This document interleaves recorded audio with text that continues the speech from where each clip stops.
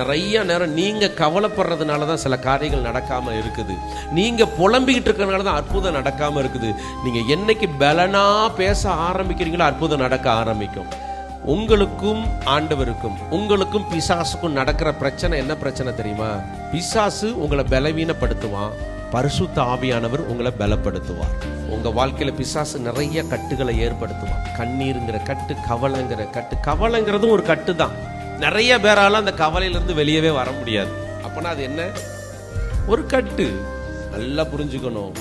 ஆவியானவர் செயல்படணும்னா நீங்க ஒரு சுவிட்சியை போடணும். என்ன சுவிட்சி? விசுவாசம் என்கிற ஒரு சுவிட்சியை போட்டாதான் உள்ளேயே பலன் கிடைக்கும். நீங்க பயந்துட்டே இருக்கிற வரைக்கும் அவரால் ஒன்றும் செய்ய முடியாது. சோர்ந்து போய் சூரிய செடிகளை படுத்த எலியாவை ஆண்டவரால் ஏதாவது பண்ண முடிஞ்சிச்சா? ஒன்னே பண்ண முடிஞ்சு, எடுத்துக்கிட்டாரு. பிரசங்கத்தை கேட்டதுக்கு அப்புறம் பயம், பிரசங்கத்தை கேட்டதுக்கு அப்புறமும் குழப்பம், அதுக்கப்புறமும் அப்படியே பயந்து வாழ்ந்தீங்க. உங்களை ஒன்றும் செய்ய முடியாது ஆவியானவரால.